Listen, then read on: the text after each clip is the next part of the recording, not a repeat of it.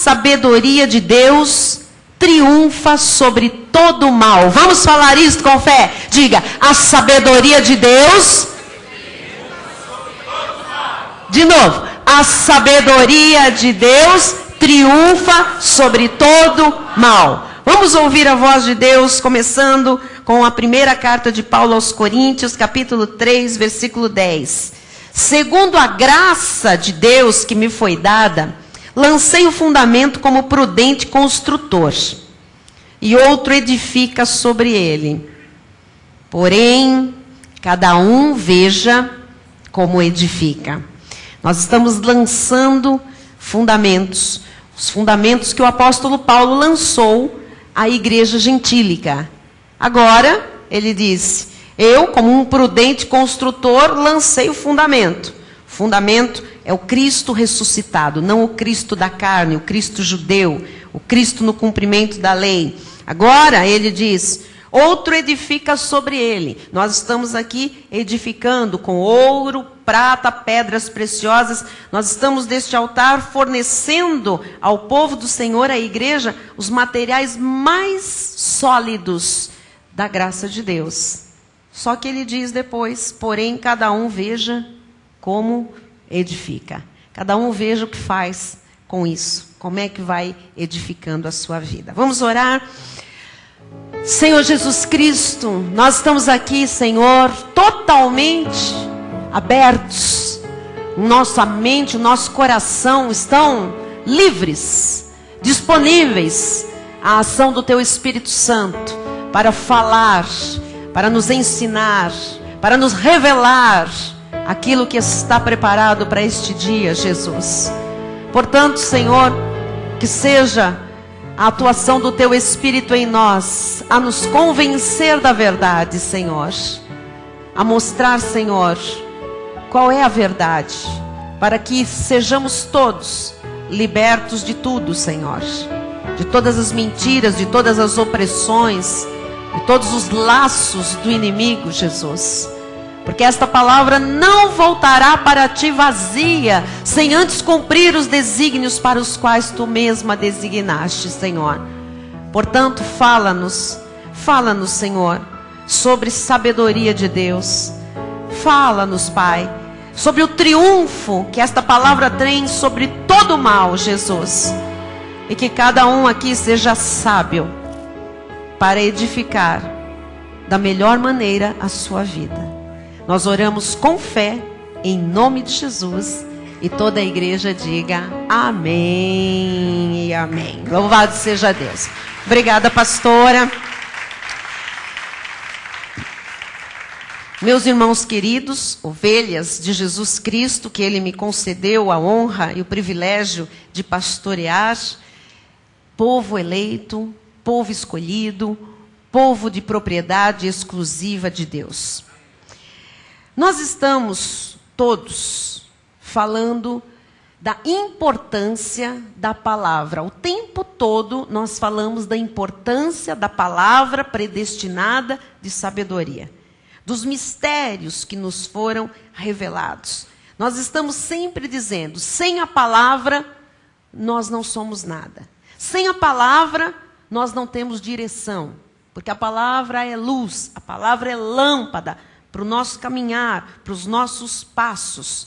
E nós temos que entender que Deus está promovendo uma restauração na sua igreja. Com a reforma que está acontecendo, porque Deus está fazendo uma reforma, Deus está restaurando coisas.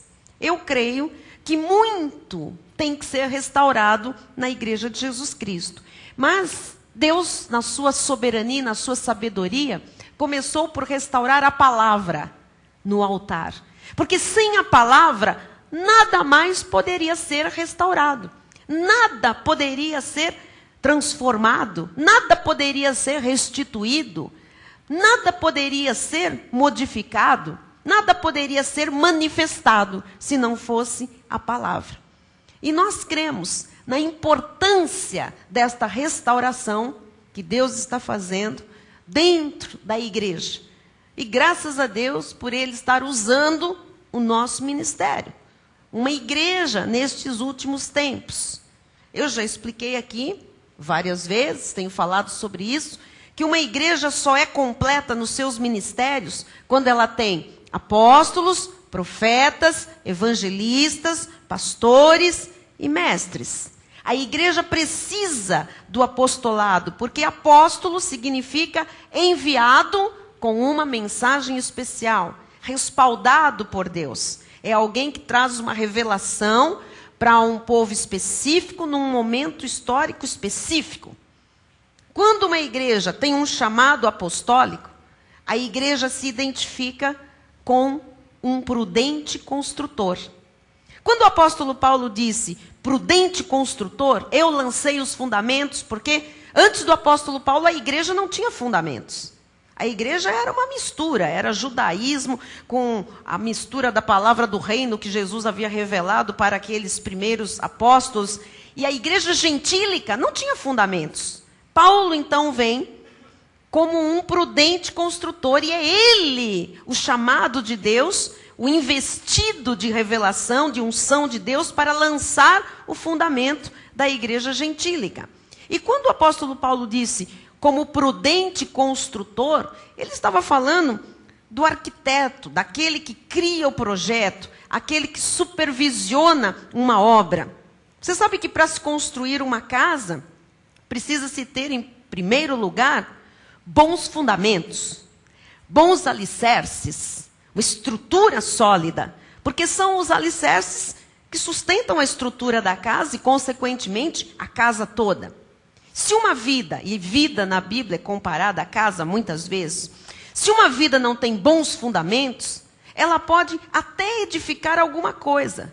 Só que no primeiro vento, a casa cai. Na primeira chuva, na primeira adversidade, desmorona. E diz a Bíblia que é grande a ruína da vida da pessoa. Então, os alicerces é que sustentam toda a estrutura da vida espiritual. A igreja é comparada a um edifício. Nós somos comparados a um edifício. Veja o que ele diz no versículo 9. Porque de Deus somos cooperadores, lavoura de Deus, edifício de Deus sois vós. Eu sou um edifício de Deus nesta terra. Você é um edifício, uma casa, uma construção. Deus nos compara a este edifício. Por isso o apóstolo Paulo alerta que a igreja tem que ser construída conforme o modelo de Deus. Amém?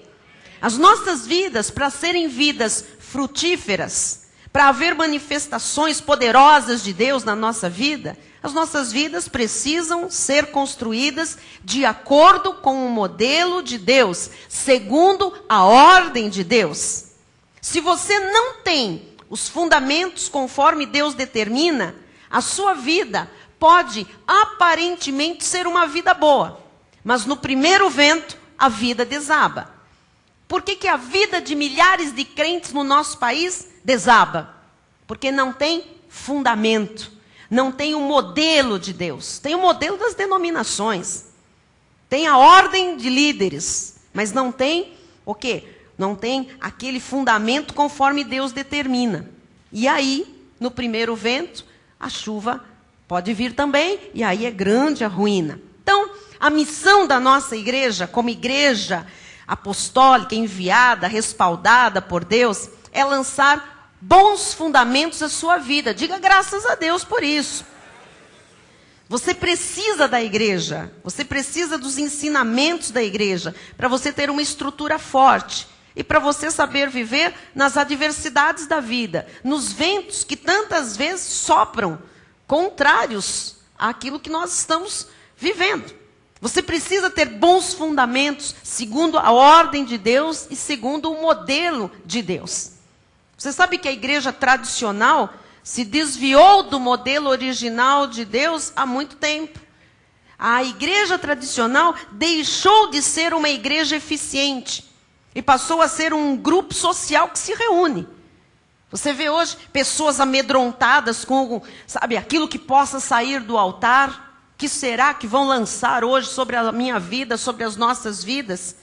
Qual é a palavra de maldição, de medo, né, de laço que vem do altar? Imagine.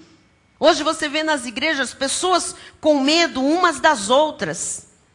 A tradição, a igreja tradicional, gerou superstições. E as pessoas começaram a fazer coisas na obra de Deus que, na realidade, afastam a igreja do plano original que Deus estabeleceu. Amados, isso já aconteceu. A igreja tradicional se afastou do plano perfeito e original do Senhor. E onde é que se encontram, então, os bons fundamentos para um filho de Deus saber se comportar na vida? Ter um padrão moral elevado, ser um bom filho, ser uma boa mulher, ser um bom pai, ser um bom profissional, ter credibilidade. Onde é que estão estes fundamentos? Você tem que aprender nesta igreja a conhecer com profundidade a Bíblia Sagrada. E tem que ter intensidade de conhecimento. A Bíblia diz pelo conhecimento completo. Em outra versão, em outra passagem, diz pelo pleno conhecimento da verdade. Deus não quer um conhecimento raso. Deus quer o pleno conhecimento. Deus quer o conhecimento completo.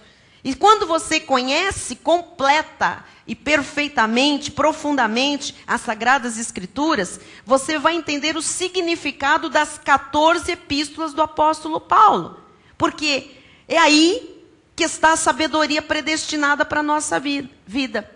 Fora disso, é estar longe do modelo de Deus, do modelo original. Fora disso, é criar uma estrutura frágil. Fora disso, é ter a vida sempre na eminência de uma ruína. E com a vida não se brinca. Nós temos uma só e nós devemos cuidar dela com esmero. Então, cabe ao ministério cuidar deste aspecto da vida da igreja. Especialmente, amados, porque todos os dias surgem no Brasil ventos de doutrinas. Vozes que se levantam, cada um dizendo que tem a verdade.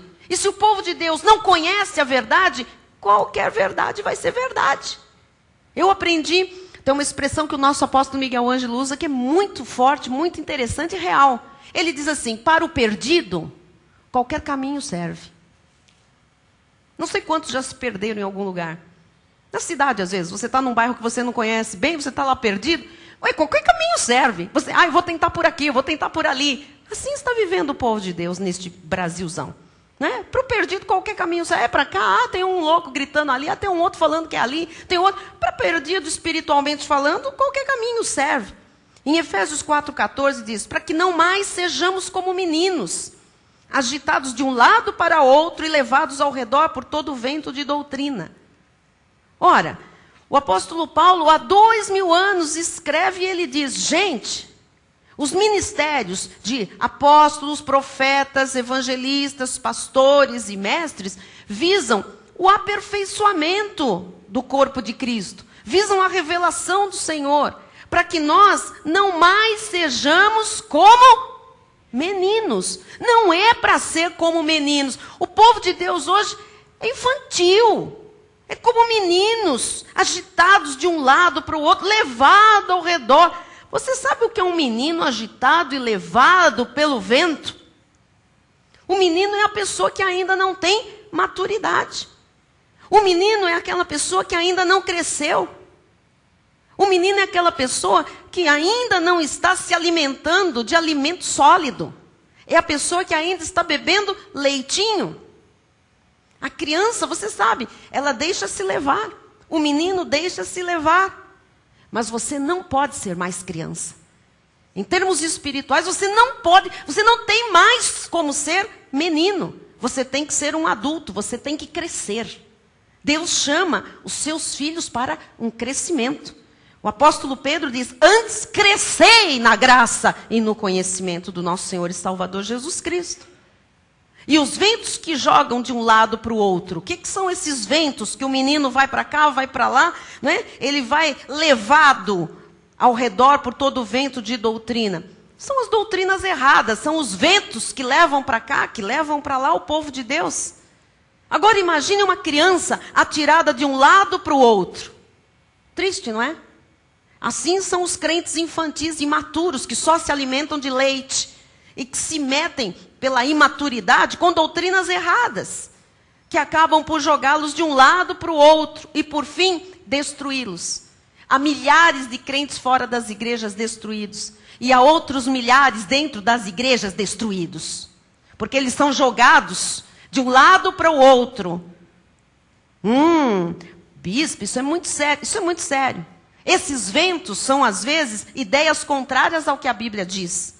São posições perigosas que as pessoas assumem. Você sabe que há hoje gente que diz, não precisa mais orar, não precisa mais ir à igreja, não precisa congregar, não precisa de tomar a ceia do Senhor, não precisa mais dizimar, não precisa mais de mensagem, não precisa de estudo bíblico, não precisa de congregar. Agora tem o G12, agora tem um movimento carismático, agora tem o STL. Amados, a tendência de um barco que tem ventos batendo nele, cujo piloto não é perito, qual é a tendência? É naufragar. Os crentes neste país estão naufragando. Muita gente na obra de Deus, que anda para um lado, depois anda para o outro, não tem doutrina, não tem segurança, não tem um ministério que seja o seu mentor. E aí cai feio quando o vento bate mais forte. É destruído. Oséias 4,6 diz, o meu povo está sendo, não é o ímpio que está sendo, o meu povo, diz o Senhor, está sendo destruído porque lhe falta o conhecimento. Sem conhecimento, a destruição. Sem conhecimento, o povo de Deus é jogado de um lado para o outro. Sem conhecimento não há maturidade, então se fica sempre no estado de menino. Você vê hoje assim, ali tem um missionário que tem um óleo, a pessoa vai. Ali tem uma irmã que diz umas coisas, a pessoa vai. Ali na Rangel Pestana tem um padre vidente que lê mão e dá uma medalhinha da Nossa Senhora, e a pessoa vai. Mas ao mesmo tempo ela também vai na cura interior, e depois ela vai lá na quebra de maldição, mas depois ela vai lá fazer regressão ao útero materno, e depois ela vai lá na missionária mandioca, lá não sei das quantas, fazer votos absurdos que nunca dá para cumprir. E depois ela vai lá no culto de libertação. Depois ela vai fazer um descarrego com o Pai de Santo do Sal. E amados, e sobe e desce, e sobe e desce. E a pessoa assim, de um lado para o outro. Jogada de um lado para o outro. E o diabo fica lá de longe dizendo, vai, vai, vai mesmo. Vai para lá, vai para lá, vai para lá, vai para lá. Você não tem conhecimento. Vai para lá, agora tem um lá, eu te mando para lá. Vai para lá, agora tem um chamariz ali. Vai para lá, vai para lá, vai para lá. E aí a pessoa vai. E quando o vento bater, não tem fundamento nesta vida. Aí a pessoa é destruída. E ela pergunta, mas eu fiz tudo. Eu fiz regressão, eu fiz monte, eu fiz vigília, eu fiz campanha, eu fiz... E agora? Mas Deus não mandou fazer nada disso. Os homens mandaram fazer estas coisas. Diz aí no fim do versículo...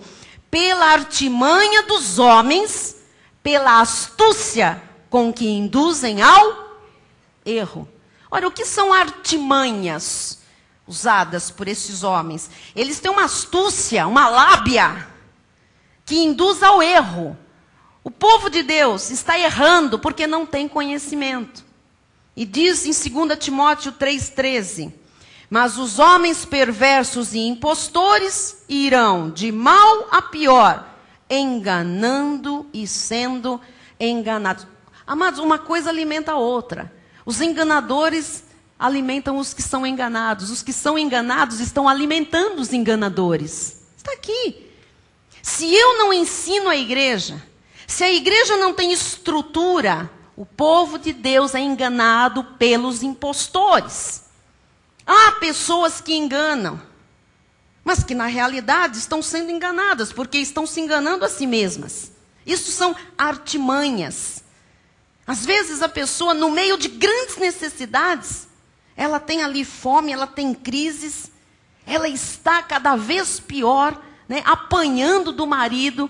Às vezes é a mulher que ameaça, são os filhos que se rebelam, vem uma doença, a pessoa fica louca, e vem um enganador e diz, vem cá, se você passar por uma sessão e se você fizer um voto, se você levar a pétala ungida, e você vai resolver seus problemas. E a pessoa diz, uau, é a igreja do Tabajara.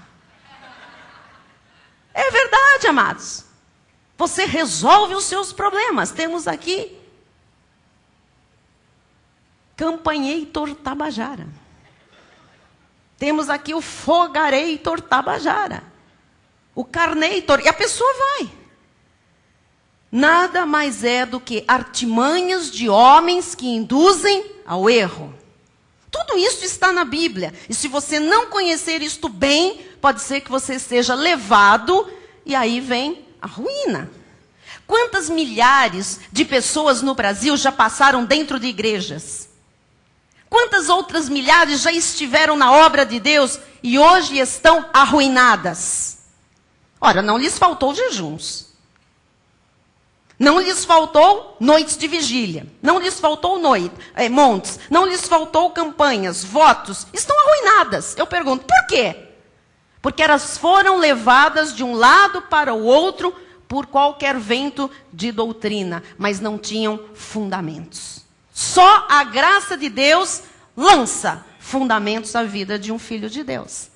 Em 2 de Pedro 2,18, porquanto, proferindo palavras jactanciosas de vaidade, engodam com paixões carnais, por suas libertinagens. Engodam quem? Aqueles que estavam prestes a fugir dos que andam no erro. Quer dizer que, preste atenção, a pessoa estava no espiritismo, a pessoa estava no orientalismo, ela estava quase para sair de tudo isso. Aí ela vai numa igreja chamada evangélica e de repente vem um engodo. Pensem bem. Vem um tropeço. Vem uma artimanha. Versículo 19. Prometendo-lhes liberdade, quando eles mesmos são escravos da corrupção. Amados, sempre esteve na Bíblia, ninguém está acrescentando o versículo, estava aqui muito claro. E vem todo mundo querendo saber, por que o fulano de tal? Por que o escândalo? Por que o jornal? Por que a prisão? Por quê? Ora, prometendo-lhes liberdade quando eles mesmos são escravos da corrupção. Pois aquele que é vencido, fica escravo do vencedor. Portanto, se depois de terem escapado das contaminações do mundo, mediante o conhecimento do Senhor e Salvador Jesus Cristo, se deixam enredar de novo e são vencidos, tornou-se o seu último estado pior que o primeiro. É muito triste uma pessoa andar com uma Bíblia debaixo do braço, ter a sua Bíblia em casa aberta lá no Salmo 91 e ser uma escrava. É terrível. Não ter testemunho, ter um casamento fracassado, finanças fracassadas, perdas, tristeza, sonhos não realizados. Isso é terrível. O que eu lhes estou mostrando é uma verdadeira luta, é uma guerra, é uma batalha entre o bem e o mal. Por isso é preciso que a igreja esteja bem alicerçada, para que os poderes das trevas sejam confrontados, para que os poderes das trevas sejam submetidos, expulsos, para que eles não confrontem a sua vida e não expulsem a paz e a alegria de viver. Isso é função da igreja, do altar da igreja. Hoje as pessoas entram nas igrejas e elas saem piores. Qual é a função do altar? A função do altar é dar esperança, é gerar vida, é dar estrutura, é mostrar caminhos, é mostrar os princípios de Deus, é dar conhecimento para que brechas sejam fechadas e as pessoas não sejam mais destruídas, é levar conhecimento que dê maturidade para que o povo não seja mais como meninos agitados, corridos de um lado para o outro, levado por toda sorte de doutrinas, pelas artimanhas dos homens. Mas o que os altares estão dando? Os altares estão dando peso, colocando fardo sobre as ovelhas, lançando maldição, dando demônio, dando amuletos. Existe uma luta espiritual e você precisa saber como você vai ser vencedor nisto tudo. Como é que você vence diariamente? O apóstolo Paulo certa vez disse assim, se abriu uma grande e oportuna porta para mim. E ao mesmo tempo ele diz, grandes adversários se levantaram. Os pastores sabem muito bem o que isso significa. Sempre que surge uma grande porta, grandes adversidades se levantam. Paulo já dizia isso. E se levantam para tentar lhe intimidar. Se levantam para tentar lhe deixar agitado. Para lhe parar a oração. Para lhe parar a vida. Porque se você não tiver sabedoria nesta hora e conhecimento, Você olha para a adversidade e tirou o foco da grande bênção que está chegando. E isso desmotiva, desanima. Você paralisa. Paulo em 2 Coríntios 10:4 ele diz: porque as armas da nossa milícia não são carnais, e sim poderosas em Deus para destruir fortalezas, anulando nós sofismas e toda altivez que se levante contra o conhecimento de Deus. Quer dizer que a altivez se levanta contra o conhecimento, contra aquilo que é a verdade. E levando cativo todo pensamento à obediência de Cristo.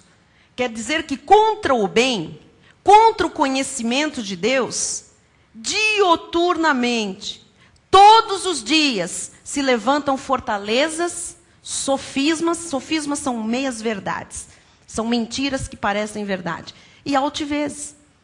Toda pessoa que conhece a revelação da graça de Deus, sabe logo o que é uma fortaleza, o que é um sofisma e o que é uma altivez. É a verdade ou não é? Você sabe, você identifica. E as nossas armas não são carnais. Isto é, coisas espirituais não se tratam com coisas carnais. Eu não posso estar numa luta espiritual e imaginar que um jejum, ou 72 horas de joelhos, ou estar a noite inteira num monte, vai resolver o problema. Isto é infantilidade. Isto se chama ignorância espiritual. Eu tenho um problema, isto é de ordem espiritual, porque é uma luta que se travou, e eu vou resolver isso espiritualmente. Eu não vou resolver isso de forma carnal. E jejum, vigília, é carne. Isso é barganha da mais baixa possível com Deus. Então, quais são as armas que destroem uma fortaleza? Porque você tem que conhecer isso. Por exemplo, a nossa confissão, você falar em linha com a palavra de Deus. É quando você diz, sim, Deus, eu creio nisto. Está escrito, eu creio na tua palavra. Se está escrito, eu creio. E o que é uma fortaleza? Do original grego, okuroma. Uma fortaleza é algo muito forte que se instala na nossa vida. Uma fortaleza é um castelo. No original grego, fortaleza é uma fortificação. Paulo, o apóstolo da graça de Deus, relaciona as fortalezas com pensamentos, raciocínios e lógica. Quando a pessoa é muito lógica, ela tem uma fortaleza dentro dela e ela não sabe.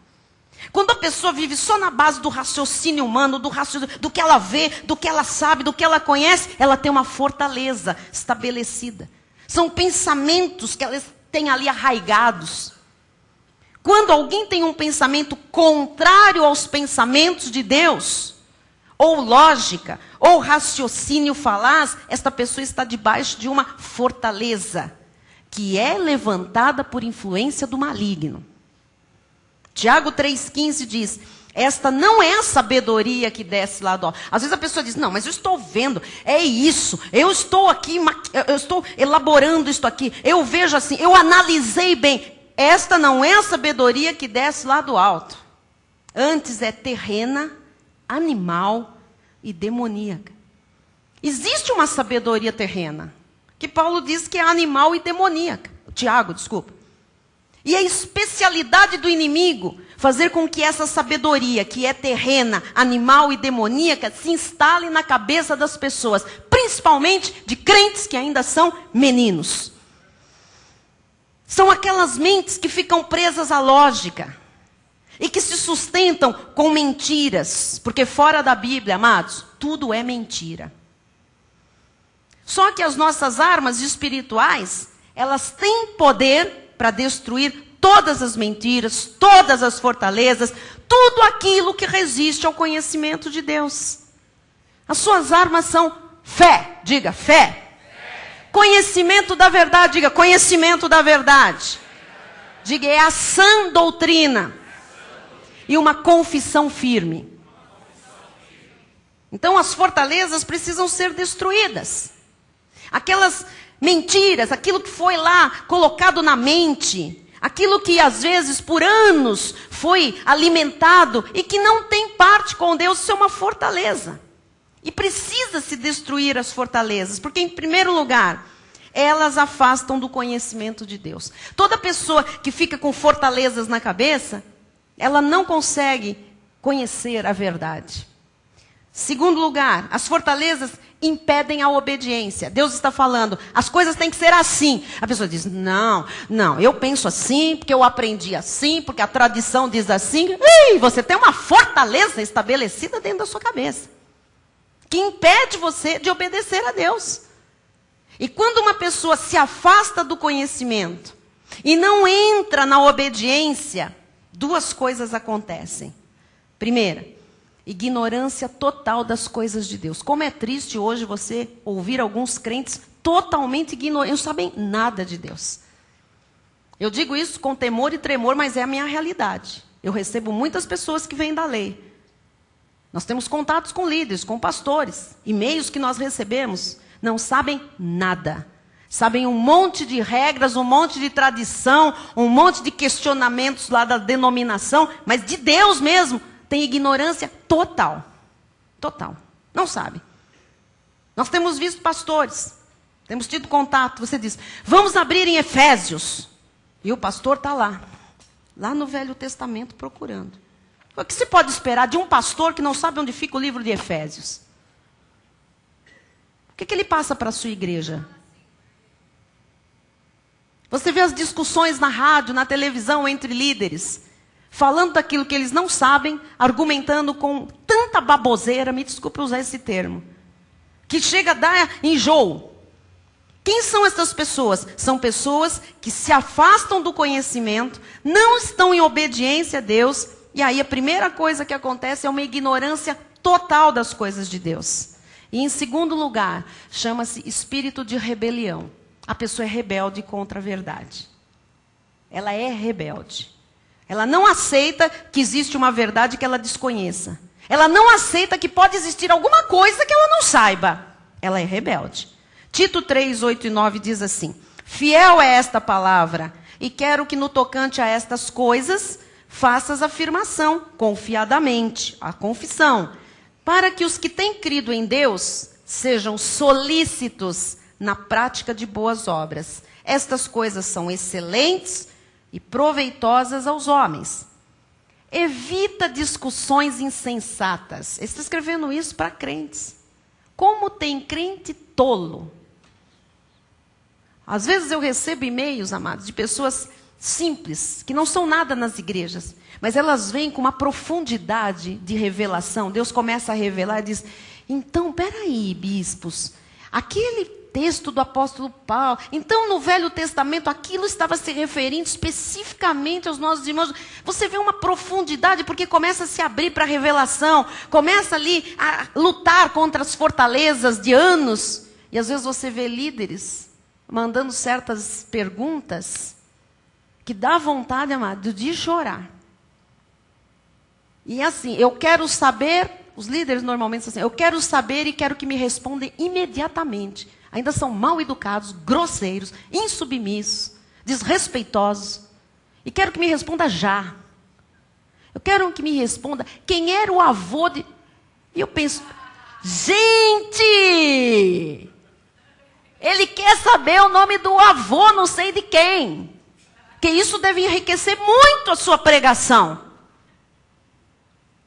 Porque se ele souber o nome do avô, daquele homem da Bíblia, ele deve fantasiar em cima, vai com certeza criar uma campanha em cima do avôzinho do Davi, de alguém lá. Evita discussões insensatas, genealogias, contendas e debates sobre a lei. Evita, amado, porque não tem utilidade e são fúteis. Então, se a pessoa acha que tem que bater com a cabeça na parede para ser salva, o que adianta você discutir dizendo a ela que não? E você vê que tem gente que não quer ouvir que aquilo lá não tem parte com Deus. Ela quer bater a cabeça na parede. Eu aprendi que existem pessoas que a lei as alimenta. Pessoas que precisam da lei. Porque a lei é cajado na cabeça. E tem gente que tem um sentimento de culpa tão grande. Jesus já perdoou, mas a pessoa às vezes não se perdoa. E a igreja da lei ajuda ela a ser punida, a se punir. Então paga o preço, miserável, pecador. E a pessoa diz, eu sou mesmo, eu sou esse verme, esse gafanhoto, eu sou pó do sapato, é isso mesmo. E a pessoa se submete e ela faz o que o altar ditar. Se a pessoa acha que ela tem, que pagar o preço, não adianta você discutir dizendo que não. É preciso que Deus revele ao coração dela dizendo que não precisa. Uma mente presa a uma fortaleza, ela está fechada para a felicidade, está fechada para o êxito, está trancada para a prosperidade, está presa para a realização. Mas o plano original para a igreja é um plano perfeito, é um plano vencedor. Esta igreja, eu não quero saber das outras, Deus já me tirou de lá para nunca mais eu botar meu pé lá. Mas esta igreja é a igreja que sabe que tem que ir em frente. Onde as pessoas não desistem. Sabem que tem que continuar. Sabem que os seus sonhos não morrerão nunca. Sabem que podem chamar a existência coisas que não existem. Esta igreja sabe que de repente, Deus do nada faz grandes coisas. Em 2 Coríntios 10:5 diz, toda altivez que se levante contra o conhecimento de Deus. Como é que eu resolvo isso, bispa? Como é que eu quebro estas fortalezas, esta altivez, este sofisma? Levando cativo todo pensamento à obediência de Cristo. Como é que é isso? Numa hora em que surge uma fortaleza na cabeça, que você identifica, isto aqui me acompanha, isto é uma lógica, isto é um raciocínio que eu recebi, isto é um sofisma, uma altivez, você deve levar esse pensamento cativo, preso. Amado, o pensamento é rápido. O pensamento, já dizia o poeta, voa. Quando esse pensamento está errado, quando esse pensamento tem fortaleza, você tem que prender este pensamento. Não dá corda, não dá asas para ele voar. Não deixe ele fabricar coisas dentro de você. Tudo começa na mente. Se você alimentar sofismas, altivezes, fortalezas na sua mente, vão gerar sentimentos que vão ser fortalezas. E mente e sentimentos geram atitudes totalmente erradas, destruidoras. Existem cristãos que botam uma coisa na cabeça, amados, e dá asas, e alimenta aquilo, e alimenta, e vai alimentando, diácono daí, vai alimentando. Um dia a pessoa diz que aquilo é verdade. Ou você nunca ouviu gente que mente e acredita na mentira e aquilo vira uma verdade para ela. São fortalezas que estão na cabeça. Tem gente que cisma com uma pessoa, ela fantasia a respeito daquilo, ela alimenta aquilo e um dia ela chama aquela pessoa de inimiga. Entendeu, Cristiano? Isso é uma fortaleza. Por quê? Porque quando aquilo começou, ela não identificou como um sofisma, uma altivez, e ela não prendeu aquele pensamento, não levou cativo aquilo lá. Aí aquilo foi sendo o quê? Foi sendo alimentado pela carne dela. E o diabo arma situações para dizer, já que você pensa assim, já que você está deixando soltos os seus pensamentos e eu ajo exatamente nesse nível, eu coloco situações para que você caia. Para que você realmente tenha essas fortalezas solidificadas. E a pessoa acredita naquilo.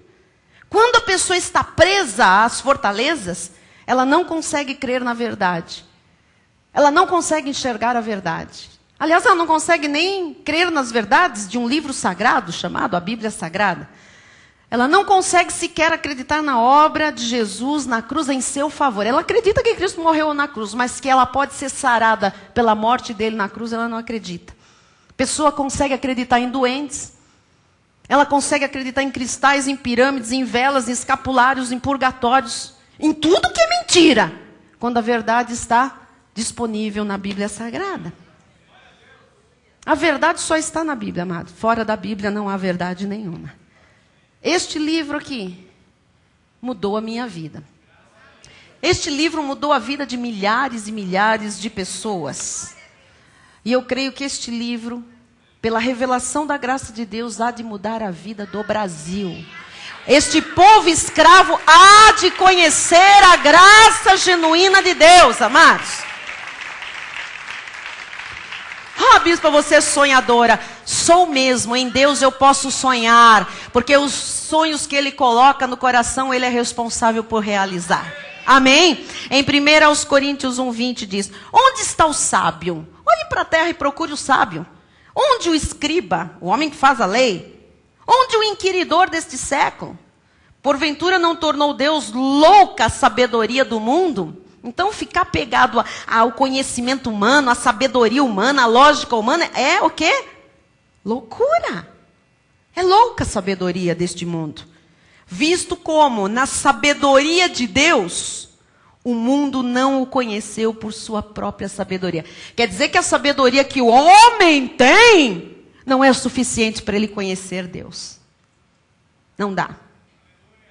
Então, aprove a Deus salvar os que creem pela loucura da pregação. Ah, agora sim!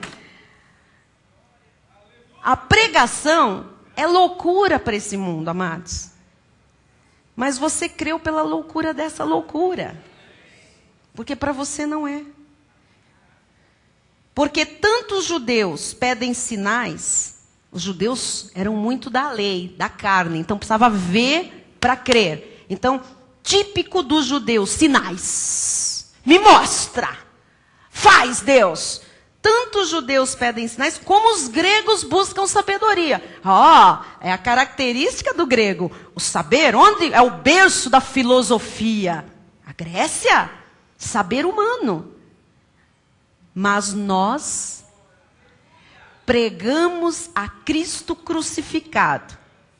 Escândalo para os judeus. Loucura total para os gentios. Para esta sociedade que tem a sua própria sabedoria. Você está vendo? Mas, para os que foram chamados, tanto judeus como gregos, pregamos a Cristo, poder de Deus e sabedoria de Deus. Onde é que está a sabedoria? Em Cristo. Fora de Cristo, o que tem é raciocínio falaz, sabedoria do homem. Porque a loucura de Deus é mais sábia do que os homens. E a fraqueza de Deus é mais forte do que os homens. Quer dizer que a sabedoria do mundo, Deus a fez loucura. Agora, nós temos a fé, nós temos a unção de Deus que vence o mundo, que vence a loucura, que vence a lógica, que vence o raciocínio. A sabedoria do mundo é louca. Mas a sabedoria de Deus confunde os homens. Quantas vezes a pessoa vai ao médico com um exame, sabe, de última geração, feito naqueles aparelhos, com toda a tecnologia, e o médico diz lá, tem um tumor aqui. A pessoa vem à igreja, ouve a palavra, entende a vontade de Deus, nós oramos, uma semana depois ela volta ao médico e ele diz, não é possível, sumiu, estava aqui, mas sumiu. Porque Deus confunde a sabedoria dos homens. Em 1 Coríntios 2,4 diz, a minha palavra e a minha pregação não consistiram em linguagem persuasiva de sabedoria.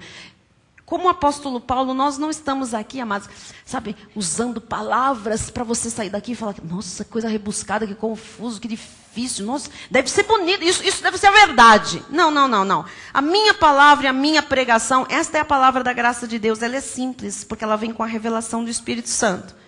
Não consistiram em linguagem persuasiva de sabedoria. Está falando, não era minha, mas em demonstração do Espírito e de poder. Para que a vossa fé não se apoiasse em sabedoria humana, e sim no poder de Deus. O evangelho da graça de Deus não é um evangelho só de palavra. É o poder de Deus. É o poder que salva totalmente, que cura totalmente, que arranca das trevas o caído, que transforma o pecador, o desestruturado, transforma numa pessoa vencedora. A sabedoria do mundo perece, acaba. Mas a sabedoria de Deus triunfa sobre todo o mal. A sabedoria de Deus triunfa sobre todo o principado e toda a potestade. A sabedoria de Deus triunfa sobre a droga, sobre o álcool, sobre os demônios, sobre o inferno inteiro. Creiam, amados, que todas as fortalezas, quando ouvem esta palavra de sabedoria, elas caem por terra. E se hoje você entrou aqui com algum pensamento que não tenha nada a ver com Deus, que caia agora por terra, diante desta palavra que é poder de Deus para você. É a loucura, bispa. É loucura a pregação, disse o apóstolo Paulo? Dizem que é loucura. Mas louco é o mundo, que não crê na verdade. Louco é a sabedoria do mundo, que não crê nas verdades e crê naquilo que não conhece, naquilo que é maligno. Mas a sabedoria de Deus é mais forte. A sabedoria de Deus muda a nossa sabedoria. Nós conhecemos e sabemos em quem nós temos crido. O Deus da Bíblia Sagrada é verdadeiro. E o Deus da Bíblia Sagrada está aqui nesta hora, amados. O Deus da Bíblia lhe cura. O Deus da Bíblia lhe dá paz. O Deus da Bíblia lhe dá força para viver. O Deus da Bíblia lhe dá fundamentos que sustentarão a sua vida para todo sempre. É loucura, bispa, mas é a verdade, meu amado. Esta verdade é a que nos liberta de todas as fortalezas, de todos os sofismas e todas as altivezes. A Bíblia diz que nós fomos salvos pela loucura da pregação. Quem aqui é salvo em Cristo Jesus? Ah, então você ouviu uma pregação que era totalmente louca. E você acreditou. Era uma loucura. Nós fomos salvos por isso. É loucura para os que se perdem, diz a Bíblia. Mas para nós é poder de Deus. Toda vez que a mensagem da graça é pregada, é poder de Deus que vem à nossa vida. Para nós é poder de Deus. Para nós é poder de Deus. O que você está ouvindo hoje é poder de Deus para a sua vida. Deus está te libertando de coisas erradas. Deus está mudando seus pensamentos. Deus está organizando a sua mente. Deus está lhe mostrando o que não tem parte com Ele. Deus está arrancando pela palavra sofismas, altivezes. E hoje fortalezas têm que ser destruídas pelo poder desta palavra. Então creia na palavra, viva a palavra, desfrute a palavra, coma a palavra. Ela é a razão da nossa vida. E esta noite, você que entrou aqui já experimentou todas as possibilidades de cura aí fora. E não alcançou cura para suas memórias, para suas feridas da alma, para suas dores, sejam elas físicas ou emocionais.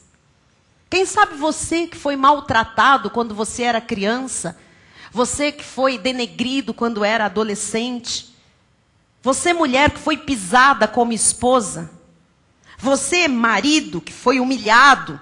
Você que foi execrado como funcionário. Quem sabe bateram em você, lhe xingaram, lhe desonraram.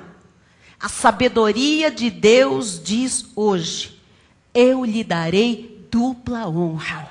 Eu restituirei todos os anos que foram consumidos da sua vida. Você que está aqui esta noite, que foi totalmente espoliado. Lhe tiraram tudo. A sua conta está no vermelho. O seu nome está sujo. A sua casa está para ser entregue. Não há negócios. As portas estão fechadas. Deus lhe restituirá tudo que o inimigo tirou e arrancou e roubou e fez e aconteceu na sua vida. Isto pode parecer uma loucura, mas isto é a verdade. É isto que vai acontecer. Na vida de todos, bispa. Eu gostaria que fosse. Mas eu tenho que lhe dizer a verdade. É na vida de quem crê. Amém? Isto vai acontecer. Há hoje uma destruição de fortalezas mentais, emocionais, por causa da loucura da pregação. Por causa do poder de Deus. Por causa da sabedoria de Deus que está transformando a sua vida de um menino, levando você à maturidade, para que nunca mais você seja levado de um lado para o outro por todo o vento de doutrinas. E virá, junto com isso, a restituição, a honra, a restauração de todas as coisas, porque esta palavra foi restaurada num altar da nossa igreja, graças a Deus.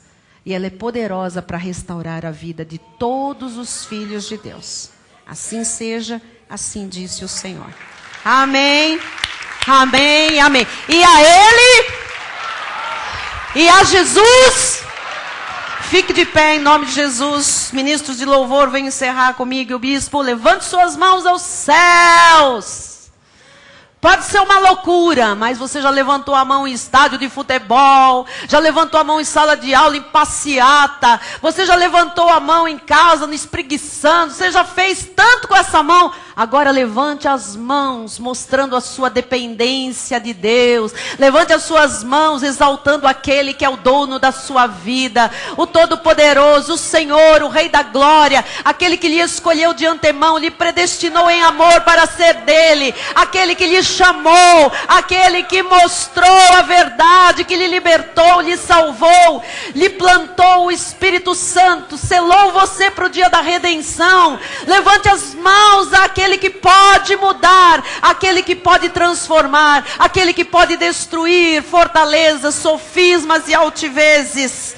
Oh, Pai bendito e amado, obrigada, meu Deus, por esta noite profética, por esta noite de excelência, Pai. Obrigada pela palavra que fluiu deste altar como rios de água viva, Pai. Ó Deus, que superabundou os nossos corações de esperança, Pai. Superabundou os nossos corações de certeza, Pai. Só existe um Deus, Jesus Cristo. E só existe uma doutrina sã, uma doutrina pura, uma doutrina genuína. A graça de Deus, a graça de Deus. Ó Deus, está escrito, por Moisés veio a lei, mas Jesus Cristo trouxe a graça e a verdade. Obrigada, Senhor, pela graça e pela verdade. Obrigada, Pai, porque temos olhos iluminados para compreender a herança e a esperança dos santos, Pai. E nós declaramos, Jesus, que já caiu por terra hoje. Oh, Deus, raciocínios. Oh, uma mente lógica. Uma mente carnal. A sabedoria deste mundo, Senhor, não prevalecerá. Nós teremos dias de paz. Nós veremos a vitória em todas as áreas da nossa vida. Nós seremos conduzidos em triunfo, Pai. A tua alegria já inundou os nossos corações e será cada vez mais abundante. Que os teus anjos, Pai, ministrem em nosso favor, nos lembrando de orar quando estivermos separados, de interceder. Que eles nos livrem de todo mal, Senhor. Que eles guiem os nossos passos, Pai. E que eles nos livrem, Pai, de todo vento de doutrinas, das artimanhas dos homens, dos ministérios vagabundos, Pai, que induzem pessoas ao erro, Jesus. Preserva os teus filhos, Pai. Preserva as nossas famílias, Jesus. E que os sinais, Senhor, acompanhem todos aqueles que creem, Senhor. Oramos com fé, porque a sabedoria de Deus,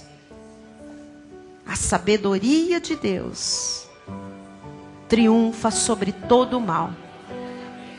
Somos em todas as coisas mais que vencedores. Em nome de Jesus. Amém e amém. Aleluia. Aleluia. Aleluia, Senhor. Glória a ti, Jesus.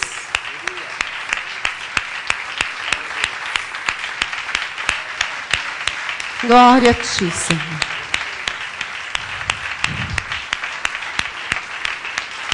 Obrigada, Jesus. Obrigada, Jesus. Obrigada por este altar, Senhor. Obrigada, Jesus.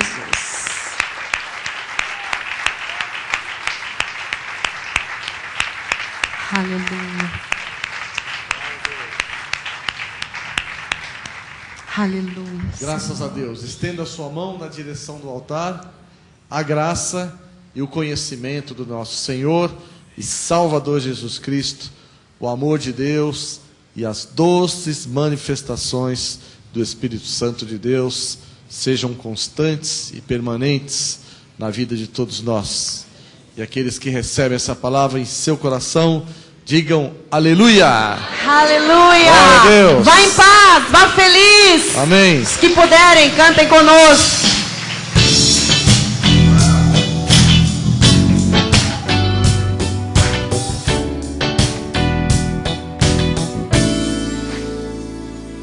Quando Quando Deus escolhe alguém, Ele mesmo faz tudo que determinou em seu coração. Capacita os chamados, fortalece os seus braços, pois a obra é dele e não falhará. Quando Deus escolhe alguém, vou obedecer, pois o que custar é sempre o melhor. Ele cumpre a palavra que diz bom e agradável, perfeita é a vontade do Senhor. Deus te criou para triunfar, te escolheu para reinar e viver como um herdeiro que Jesus conquistou. Ele te fez um sonhador com um propósito, uma visão, e nada vai frustrar os planos do Senhor. Você é um vencedor.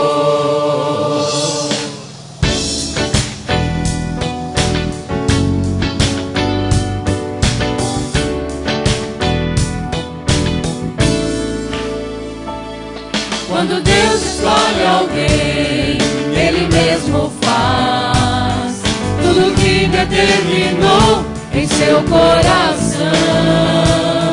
Capacita os chamados, fortalece os seus braços, pois a obra é dele e não falhará.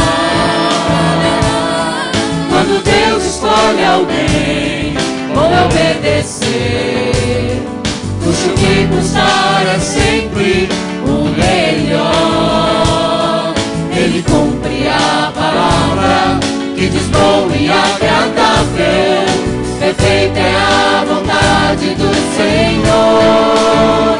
Deus te criou para triunfar, te escolheu para reinar e viver como um herdeiro que Jesus conquistou. Ele te fez um sonhador com um propósito, uma visão, e nada vai frustrar os planos do Senhor.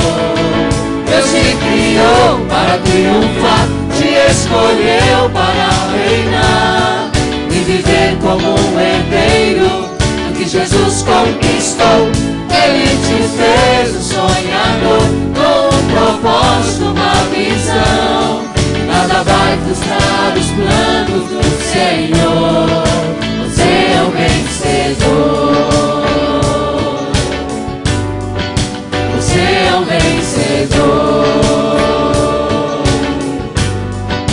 Você é o vencedor.